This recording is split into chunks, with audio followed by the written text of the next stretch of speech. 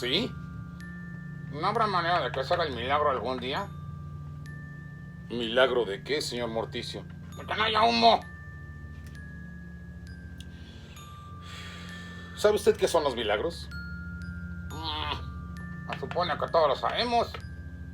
Sí, yo entiendo que la mayor parte de nosotros sabemos o entendemos que se trata de eventos que pasan por sobrenaturales debido a la imposibilidad de que puedan ocurrir y que se supone que ocurren en determinadas circunstancias y que normalmente estas circunstancias tienen relación o origen con elementos divinos, pero creo que le haría falta ver algo al respecto para entender cabalmente lo que es un milagro.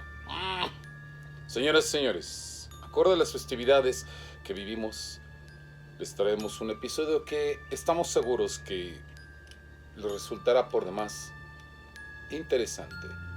Señoras y señores, sean una vez más bienvenidos a las sombras.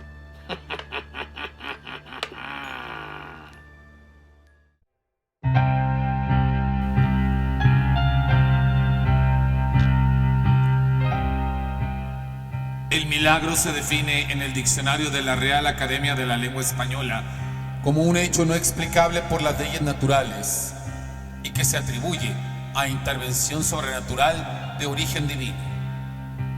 A este respecto, la Iglesia Católica, en la opinión de uno de sus expertos, declara que se considera milagro aquel hecho que supera las fuerzas de la naturaleza, que es realizado por Dios fuera de lo común de toda la naturaleza creada por intercesión de un siervo de Dios o de un beato. Quizás las únicas diferencias entre ambas definiciones es que la Iglesia lo declara como un hecho de Dios de forma indiscutible y que para ello requiere la intercesión de un siervo de Dios o un beato, que para fines de lo que vamos a explicar, beato es el título otorgado a una persona que ha sido beatificada. Es decir, que se declara que un difunto cuyas virtudes han sido previamente certificadas puede ser honrado con culto y a quien se le ha acordado veneración limitada. Independientemente de las polémicas que surjan entre distintas autoridades de las iglesias basadas en el pensamiento abrahámico, el hecho es que la denominación de milagro en otro ámbito bien podría, dadas las cualidades de evento sobrenatural que tiene y excluyendo la idea de Dios, ser hasta cierto punto un acto de magia. Y como magia, en efecto, aparecen ciertos hechos que son conocidos como milagros en distintos relatos. Uno de estos ejemplos son los cadáveres incorruptos pertenecientes a personalidades señeras del culto católico. Es probablemente uno de los milagros que más asombro producen a propios y a extraños, dado que los cadáveres aparecen sin signo alguno de descomposición por muchos años y son expuestos, en la mayor parte de las ocasiones, en urnas de cristal a la vista de los fieles, quienes les rezan, les hacen peticiones, les rinden pleitesía y adoración.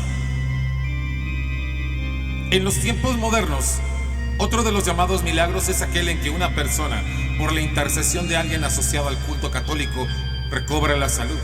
Se habla de enfermedades incurables que han sido aliviadas presumiblemente por causa de un acto piadoso o por el toque de una de estas personas ejemplarmente religiosas que le han devuelto así la salud a alguien. Evidentemente, se supone que estos casos son infrecuentes, así como las apariciones sobrenaturales de espectros no suelen presentarse a menudo. Sin embargo, la propia Iglesia Católica y la ciencia no aclaman inmediatamente este tipo de sucesos, ni los atribuyen inmediatamente a la intervención divina. Aunque por distintos propósitos, el hacerlo así provocaría una serie de eventos sociales inconvenientes, en todo caso a la propia Iglesia. Si la ciencia lo hace, por ejemplo, esto daría por hecho la existencia de milagros y, por supuesto, la indiscutible presencia de Dios en ello. Si la Iglesia lo hace, determinaría que Dios tiene preferencias por algunos de sus siervos, a través de los cuales se manifiesta su voluntad, trayendo consigo la polémica a distintos niveles entre los diversos grupos religiosos. En cualesquiera de estos casos, Tal reconocimiento hasta ahora no ha sido definitivo para mover o hacer cambiar de idea a las personas con respecto de sus creencias. Aquellos que tienen tal fe sencillamente encuentran un motivo más para seguirla profesando. E incluso, alguno que no la tiene comienza a dudar de su propia reticencia. Pero más allá de ello, creyentes y descreídos continuarán abogando por sus propios criterios cuando surgen estos casos. Para algunos, sin embargo, que se apegan al término de milagro más como un suceso o cosa rara, extraordinaria y maravillosa, es posible que situaciones como la que conoceremos, ello haya redundado en beneficio de la vida de una persona.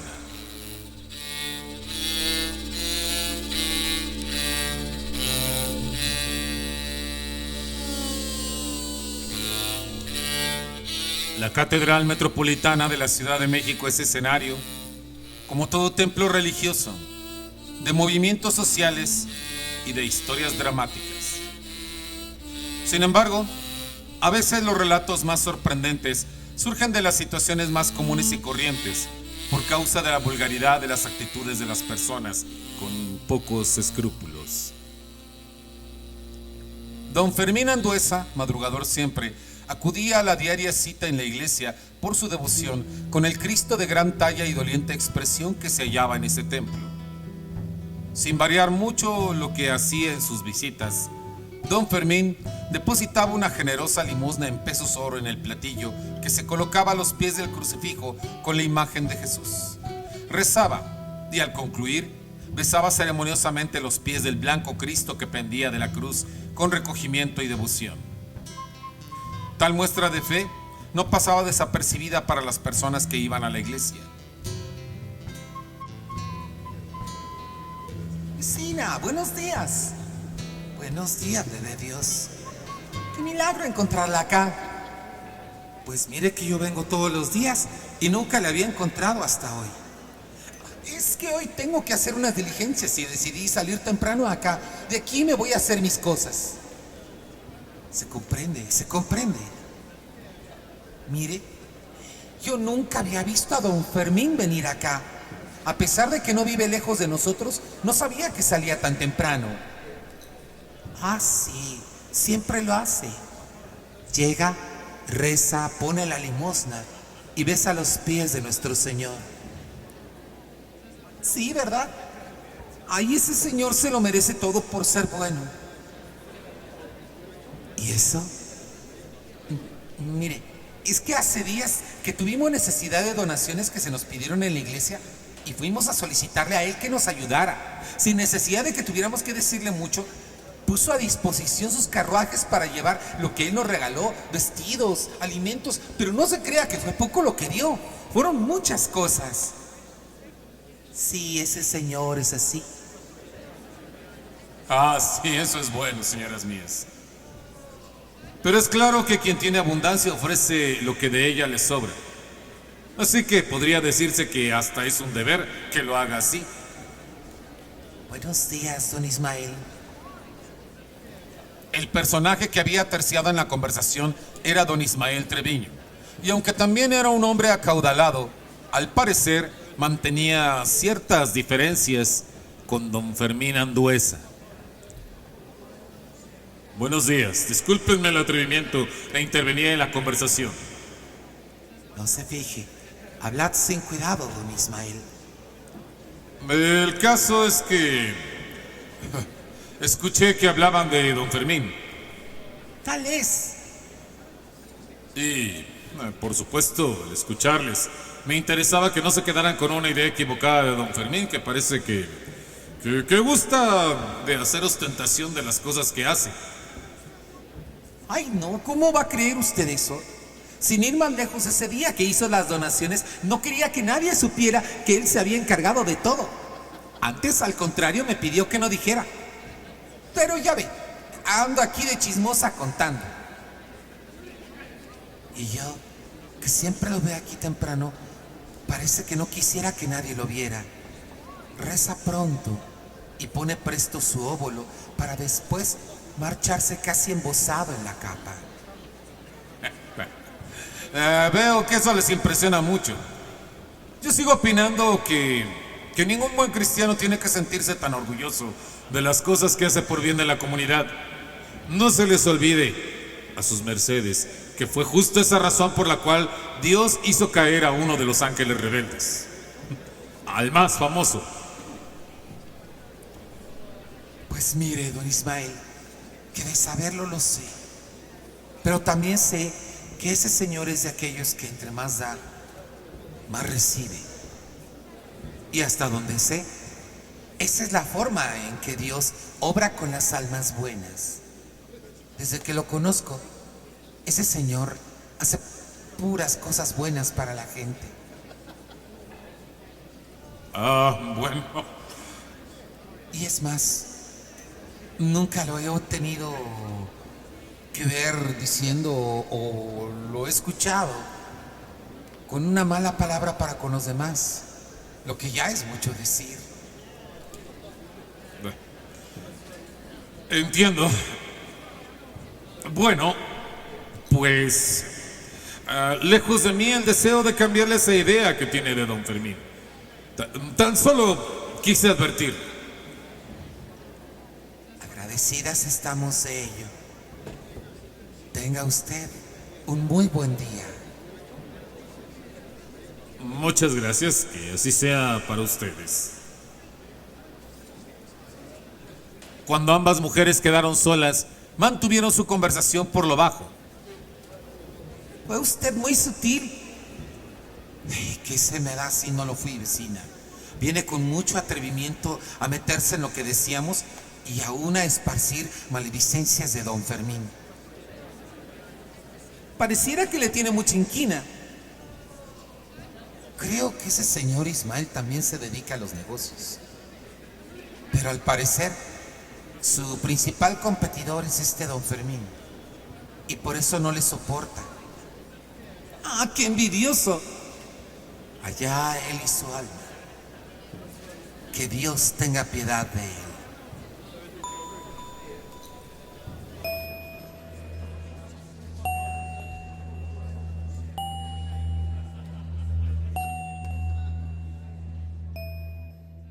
No hay lugar en el planeta en donde no haya ocurrido un crimen por una razón aparentemente inocua. Hay quienes han tenido graves pleitos por colocar una cosa en un sitio distinto, o bien por una discusión sobre algo aparentemente ridículo.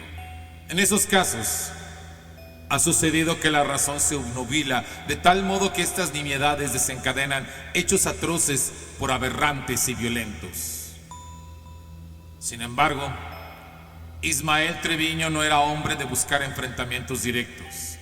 A buen seguro que si así lo hubiera hecho, tal vez habría recibido una respuesta peor que la que le habían dado aquellas sencillas mujeres que admiraban la bondad de don Fermín.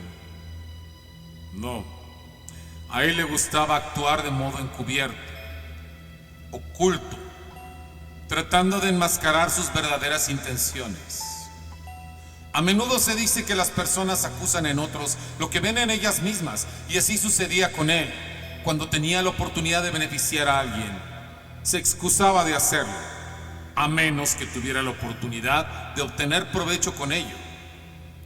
Asimismo, se veía la oportunidad de perjudicar a alguien sin que se viera su mano en el hecho, no dudaba en hacerlo. Así pues, no es extraño que fraguara en su mente, por causa de la envidia que le corroía, la posibilidad de deshacerse de su rival. ¿Acaso no le perjudicaba mucho que éste tuviera gran fortuna, ni que la gente lo apreciara por causa de todo el bien que hacía a la comunidad? Quizás ni siquiera le hubiera importado, pero el ver que a alguien le fuera tan bien en los negocios y que tuviera tan buena fama con los demás, provocaba en él lo mismo que sin duda le provocaba a Caín el ver el favor que Abel recibía de Dios. Los hombres, en efecto, eran como hermanos en la tierra, pero eso no los excluía de los rencores y envidias que existían entre los hermanos. Y tal vez por ello don Ismael eligió, para su maldad, aquello que resultaba más discreto y a la vez ventajoso, la forma más encubierta para deshacerse de su enemigo, que no lo era más que por él mismo, quien lo había convertido en su propio opositor. había elegido el veneno. ¿Por qué ultimar a una persona que nada le había hecho directamente? No se sabe. ¿Por qué terminar con la vida de un hombre que solo hacía el bien? Tal vez por eso. Que alguien haga el bien resulta insoportable a los que no tienen esa costumbre. Algunos se contentan con arrojar en sus conversaciones el tóxico correspondiente para ensuciar las reputaciones de otros.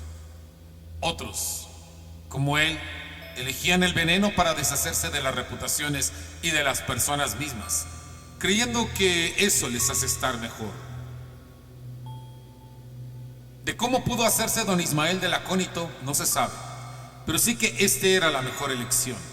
Al igual que las curiosas vecinas, sabía que una de las costumbres de don Fermín era terminar sus preces con el acostumbrado beso a los pies del Santo Cristo. Sin duda, una buena dosis de acónito impregnada en la estatua bastaría. El acónito es tan tóxico que bastaba con tocarlo para tener graves repercusiones. El líquido azulado que había comprado se agitaba en el frasco, oculto en su vestimenta, como si no fuera capaz de hacer un daño a nadie.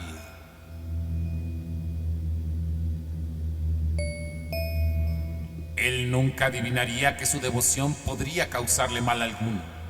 No estaba acostumbrado, como desgraciadamente sucede con las personas buenas, a desconfiar de nadie. Por ello, ¿qué mal podría haber en hacerlo de costumbre? Que era salir abrigado con la capa a la catedral, bien temprano, ir a rezarle al albo Cristo del rostro doliente y depositar la cuantiosa dádiva acostumbrada. Nada, a menos que hubiera tenido la oportunidad de darse cuenta de que a cierta distancia, con discreción, un hombre veía cómo alguien alzaba piadosamente la mirada al rostro del doliente crucificado y después agachaba la cabeza mientras sus manos se entrelazaban. El hombre que lo miraba sonreía, complacido, que el acostumbrado ritual estaba a punto de concluir. Aguardaba ansioso el momento en que el hombre besaría con la misma humildad de los apóstoles los pies del Hijo de Dios, aunque luego éste fuera entregado a quienes lo torturarían. De la misma forma se había dispuesto la muerte de don Fermín, sin que éste tuviera oportunidad de sospecharlo. Fermín aproximaba sus labios a los pies del Santísimo, cuando le pareció que al cerrar los ojos y aproximarlos, no atinaba a besar el Cristo. En otra circunstancia, podría haber jurado que los pies se movieron como si se encogieran. Abrió sus ojos y el prodigio que presenció le hizo ventilar la dentadura.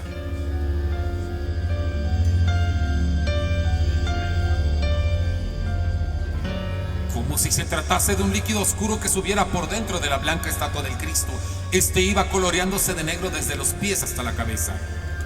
Había pasado de ser una escultura de color marfil a ser otra, de color ébano. El veneno que don Ismael había dispuesto para que lo absorbieran los labios de su enemigo, lo había absorbido en cambio el Cristo, en una clara muestra de buena voluntad de Dios a su siervo, preservando así su existencia. Varios asistentes a la iglesia se habían quedado mudos por el portento, y como si todo estuviera dispuesto, en el centro de la escena quedaban los dos hombres frente a frente. El temor con el que don Ismael miraba a su enemigo lo hacía claramente ante los ojos de todos como un culpable irresponsable del prodigio. Y como si se necesitara algo más, este retrocedió instintivamente ante don Fermín, quien se le aproximó. Seña de la cruz delante del ahora negro Cristo, y tomar de un hombro a su rival, mientras con la diestra ponía en sus labios la cruz de sus dedos que acababa de besar. Que el Señor te bendiga y te perdone. Quedó detrás de él su enemigo con el veneno corroyéndole en las entrañas, y el Cristo negro, conocido como el Señor del veneno desde aquel instante. De don Ismael se dice que hubo de arrepentirse y de marcharse de aquellos lares. Y de este milagro se dice que quedó en la catedral metropolitana una imagen de un Cristo que consumió el veneno destinado a ultimar a un hombre que no lo merecía, y que este Cristo permanece ahí, dispuesto a escuchar cuanta súplica hagan en su presencia. Y en este punto de estas historias suele decirse que las bendiciones sean con todos los hombres de buena voluntad.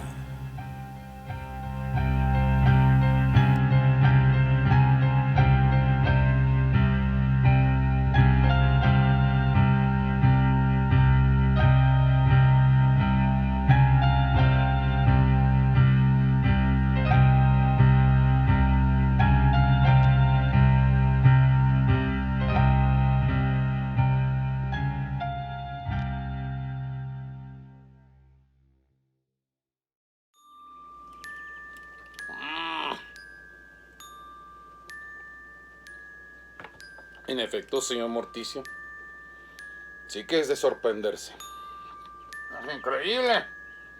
Y, pues bueno, la mayor parte de las personas suelen expresar esto cuando se habla de la existencia o de la posibilidad de lo que conocemos como los milagros. Sin embargo, es un hecho de que, a menos que algunos de ellos puedan ser debidamente estudiados, algunos lo han sido, y es precisamente por eso que la Iglesia observa muchas reticencias antes de considerar algo como un milagro. Me temo que todavía faltará mucho tiempo para que podamos demostrar dentro de este terreno tan resbaladizo qué es lo que puede ser, qué es lo que ha sido y qué es lo que no es. Sin embargo, señor Morticio, recuerde que esas conclusiones no nos corresponde a nosotros tomarlas, sino a nuestros amigos allá en casa. Claro. Unas conclusiones que seguramente, de acuerdo a sus creencias y bajo sus propios criterios, tenemos la impresión de que serán mucho más inteligentes e importantes para ustedes que las que nosotros podamos tener en este espacio. Sin embargo, a nosotros nos correspondía traer la historia y ya lo hemos hecho. Por ello vamos a retirarnos, no sin antes hacerles las recomendaciones pertinentes de toda la vida. Una de ellas es precisamente que nos sigan a través de los distintos espacios que ofrecemos para ustedes en la red, en lo que es Facebook. En las Leyendas del Cuervo Oficial, página que hemos creado para ustedes, hacemos anuncio de las distintas actividades que Paul Raven o Morticio tienen en la red en algunos momentos. Entonces pues encontrarán ustedes ahí las propagandas correspondientes a los nuevos videos, a videos pasados que les seguimos recomendando por si creen que algún relato no lo habíamos tratado, por supuesto al canal del señor Morticio. Allá en TikTok, en Crónicas de Morticio, ustedes encontrarán historias sobre costumbres funerarias poco frecuentes, sobre muertes extrañas y absurdas en más de las ocasiones, sobre predicciones aparentemente imposibles y sobre asuntos de ocultismo sumamente apasionantes. También van a encontrar ustedes ahí pues todas las propagandas correspondientes a las actividades literarias que nosotros tenemos, también compartidas en muchas ocasiones con el grupo de Bienvenidos a las Sombras, cuyos vínculos van a encontrar justamente en la descripción. Estos vínculos los llevarán no solamente a las Crónicas de Morticio, sino también los pueden llevar a lo que es el Literpo, revista de poesía, en la cual pues estamos colaborando. Tenemos artículos que también de alguna forma, pues precisamente por este gusto que siento por la poesía y todo lo que es el género del oscuro, también lo reflejamos en esta revista que es Literpo. Literpo.com, síganos y por supuesto saludos a su directora, la maestra Enidi Saiz. De la misma forma también los invitamos a que se unan a nosotros en lo que es la URL Cultura Gótica, pero que ustedes pueden encontrar en Facebook como Eternas Lunas. En Eternas Lunas ustedes van a encontrar distintos eventos, desde la escritura de poemas, retos literarios que se hacen extensivos no solamente ahí, sino también en su cuenta de Twitter, Eternas Lunas 22, y que por supuesto en muchas de las ocasiones elegimos de ahí algunos poemas para convertirlos en esto que se conoce como los videopoemas y que presentamos habitualmente en nuestra cuenta de Instagram, Eternas Lunas 1, y en nuestra cuenta de TikTok. Competencia. ya le he dicho que no se trata de ninguna competencia, señor Morticio. Se hacen cosas completamente distintas y pues por supuesto esta iniciativa de la maestra Angie Vampi, a quien le mandamos un muy cordial saludo, lo que pretende es llamar a mucha más gente a la difusión de este tipo de cultura. Asimismo, el maestro Nathaniel Llano, el otro co-creador de la página, también a quien le mandamos un fuerte abrazo, ha hecho la creación de esto que se llaman los micropoemas, pequeñas perlas de poesía gótica, en las cuales nuestras voces, un poco de música y también imágenes creadas por él en inteligencia artificial son lo que constituyen este tipo de pequeños videos. Los libros del cuervo es otra iniciativa, también está en nuestro canal de YouTube de Eternas Lunas, buscan Eternas Lunas y encontrarán los libros del cuervo. No les sorprende encontrar que Paul Raven se encuentra ahí hablando de libros, hablando de temas de la cultura gótica en este espacio, al igual que también haciendo algunos videopoemas. Muy solicitado. Algo así, señor Morticio. Y sin más por el momento, señoras y señores, queremos agradecer por supuesto su presencia, ya que este canal no sería posible si no tuviéramos el apoyo de todos ustedes, y esperamos próximo martes una vez más encontrarnos aquí para darles una vez más la bienvenida a las sombras.